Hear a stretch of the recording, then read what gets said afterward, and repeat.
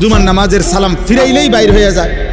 পরের 4 রাকাত নামাজ যে সুন্নাত, এই পরের 4 রাকাত সুন্নাত নামাজ উনি বুঝছে যে হুজুর যেহেতু বেকুব এবং সামনের কাতারের লোকগুলা যেহেতু বোকা আহাম্মকগুলা, এই জন্য এরা 4 রাকাত পড়ে। সালাক মিয়া বাইরে চলে যায়। আচ্ছা আমনে সালাকি নিয়ে আমনে যান, আল্লাহ ভরসা। গিয়া বাতে তো খান, আমরা বাতে খাই। জুমার পরে কোনো আমরা চিরা খাই না, এটা মনে, আমরা কোনো বন খাই না, আমরা বাতে খাই। আল্লাহর রহমতে আশা করি আমনেতে ভালোই খাই।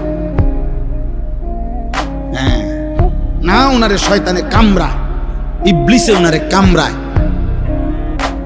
ওনারে কিরমিয়ে কামড়ায়, উনি সাথে সাথে বাইরে হয়ে যায়। বোকা মানুষ বেটা, কি বুঝাইতে চাইছেন? ইমাম সাহেব বেওকুফ। ইমাম সাহেবের বাপের কান থেকে 4 রাকাত নামাজ আনছে, এটা যদি কোনো কোরআন সুন্নাহ অনুমোদিত না হয়, এটা রাসূলুল্লাহ সাল্লাল্লাহু আলাইহি সাল্লাম সাহাবায়ে কেরাম যদি না পড়তেন, তো এটা ইমাম সাহেব বছরের পর বছর একটি ভুল বেহুদা জিনিস পড়ে। এটা তা আপনার বিবেকে ধরে না? এটা আপনি বের হবেন কেন মিয়া?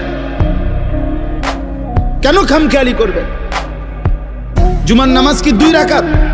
কথা বলেন, জুমার নামাজ 2 রাকাত, তাইলে 2 রাকাত পড়বেন কেন? আল্লাহ আমাদেরকে বুঝ দান করে।